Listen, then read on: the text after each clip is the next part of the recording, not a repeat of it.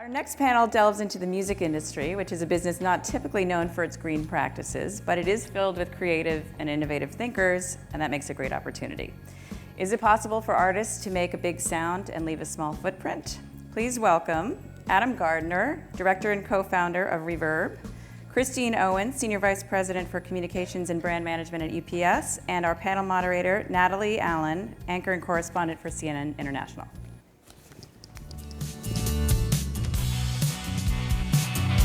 Thank you.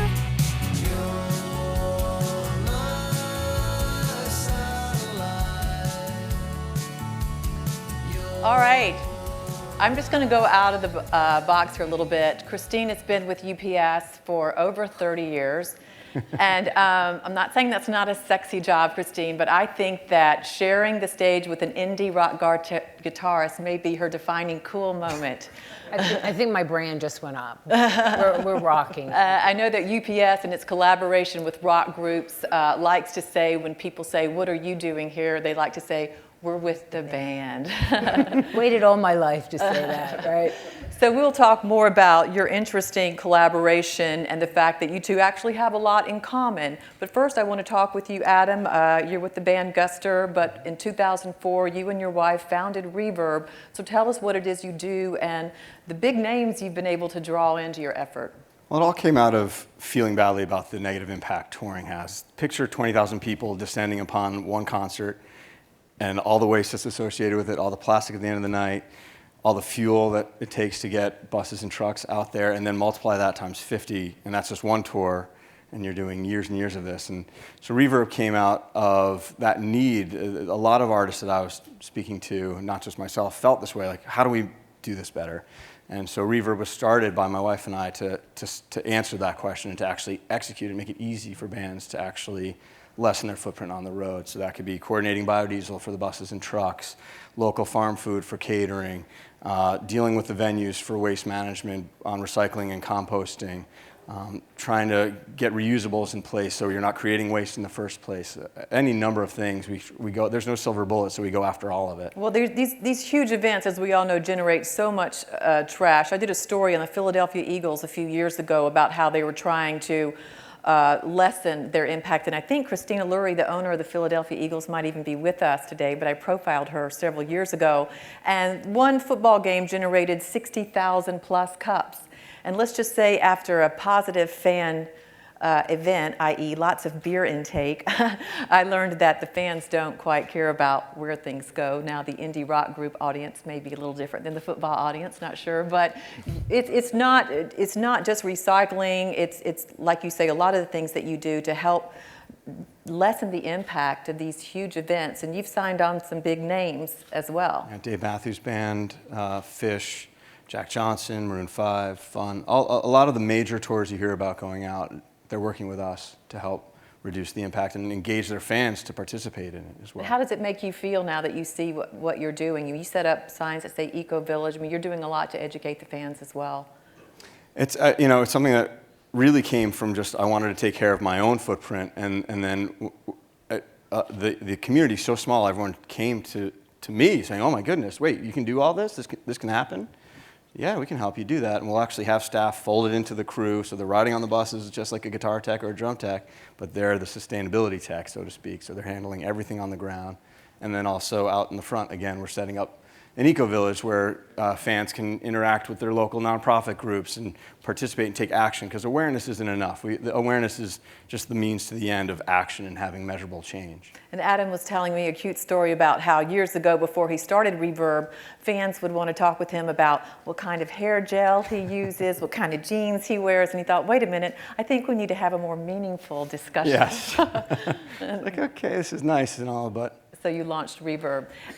Enter UPS, and tell us what your association is with Reverb, and then we're going to talk about some more of the big bands that UPS is working with. Well, Reverb was an actual outcome of working with other bands, and we came together and started to really think about how can we support being on site. Dave Matthews Band, we did a coat drive, and it's really how do you take it from an idea and make it sustainable that people can practice it and think about it? How do you talk about small things that we do together that can really have a larger impact. So understanding that you've got a whole generation of great fans and of kids who want to be participants, but they need to be given ideas that they can really feel a part of. When you go to a concert, there's nothing more than walking in and seeing the village and feeling you're part of it, and what is the messaging. And then UPS, how do we participate in that, whether it's a coat drive, or how do we think about offsetting carbon? How do we think about talking to people about the importance of mitigating and measuring and doing all of that, which sounds like something that isn't as cool, but when you do it in an industry that has this incredible cool factor, everyone loves music, and there's so much opportunity there, it just really began to parlay itself. You two actually have a lot in common because you're both very involved with logistics. You run biodiesel. It's very challenging. You say you're in the biodiesel coordination business and you'd rather not be. Tell the audience how hard it was back in Portland to find biodiesel. Well, just everywhere on the road. It's not like you can pull in any gas station and fill up with the biofuel. It's not available like that yet. So we're lucky in that now we have, because of the number of artists and buses that we work with to fuel, and trucks as well, we have a network of local suppliers. And where I'm from in Portland, Maine, they take waste vegetable oil from all the lobster shacks and turn it into biofuel, and we put those in our bands, buses, and trucks. So it's a great use of fuel. You're mitigating putting carbon out there in the first place, which is incredible. And you were telling me, Christine, that this is very much a business, and this is a new business for UPS. And let's just ramp up your cool factor. You've already worked with Pearl Jam as well. We did. It actually started with Live Nation in 2011. They read an article about UPS no left turns. And we do that to obviously save fuel, which comes from saving the miles and the seriousness of an accident. But they called us and said, how could we work together on that? We've got a lot of our fans. 2010 had some big bands coming in from Europe, big tours, and social media changed with, this is a lot of electricity, there are 150 trailers in the parking lot, what does all this mean coming from their fans? So Live Nation really wanted to talk to us about how could we work together. So we did Dave Mathis, we did OAR, and we did Pearl Jam. And together, we combined over 130 metric tons of CO2 that was reduced as a result of working through their supply chain, saying, how can we put it on a boat? Can we put it on a rail? Pearl Jam, you went by rail, right? Pearl Jam was just incredible. It was the idea of really partnering, coming together with a band that's a business too, but the love of music, and then charting on a rail from Seattle all the way through Wisconsin.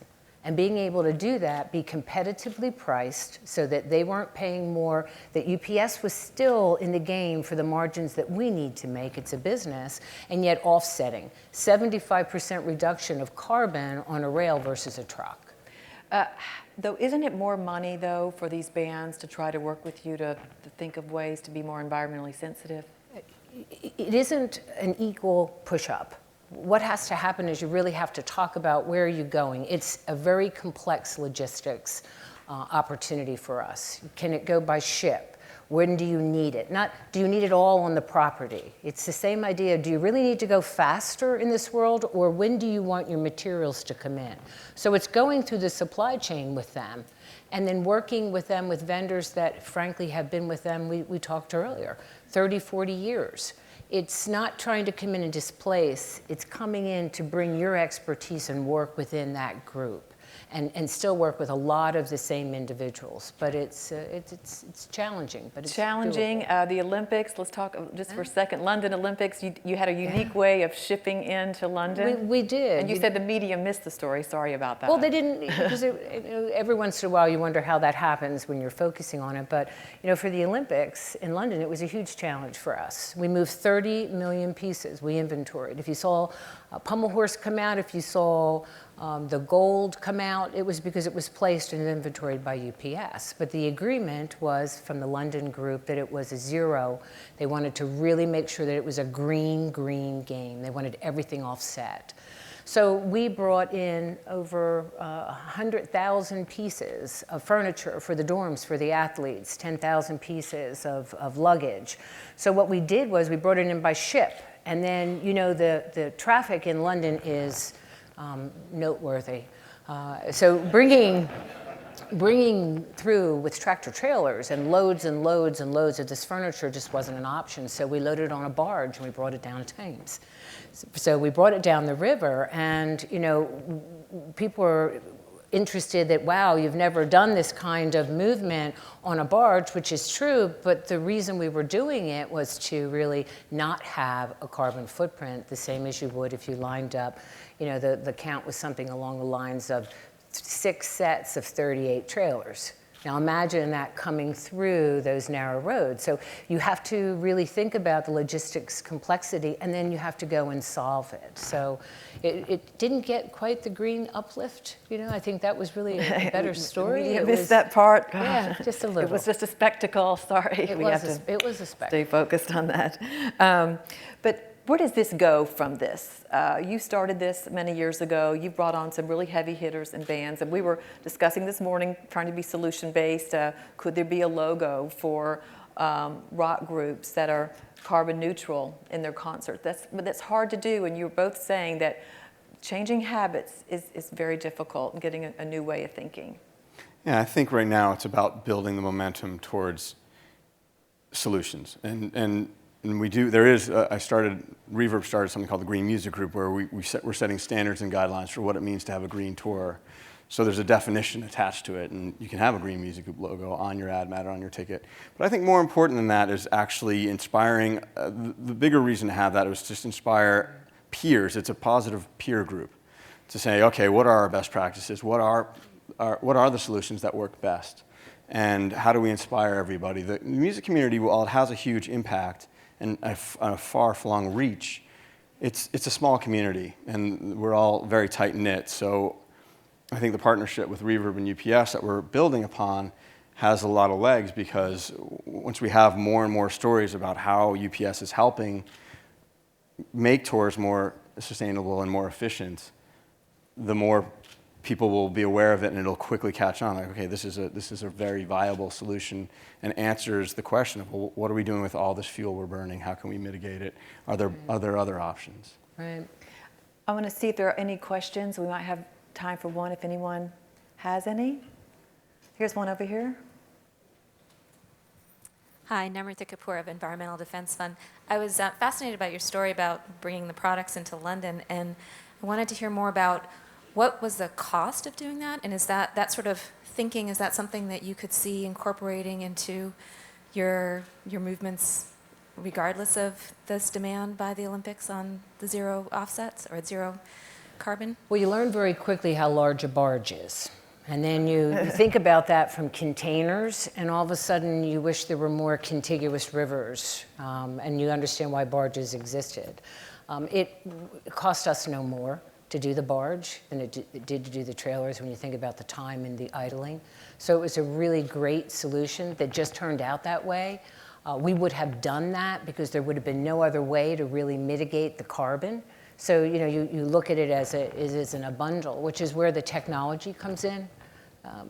We traveled 84 million miles less last year as a company. 84 million miles with more volume and more packages. And that's without a fleet that's fully technical at this point. That's enough of taking one truck and circumventing the globe 3,000 times. You know, it sounds little, but it's big. And when you apply these small pieces, you know, we were talking about branding. What does that mean if you get a seal? How should I think about that? What went into that? So I think putting a seal on it and branding it becomes very difficult. I think it's about doing things like this where we talk about it and demonstrating it to people, young, old, all demographics, that you know everybody has an opportunity to really have an offset. Whether you work with a company, private partnership, that's key.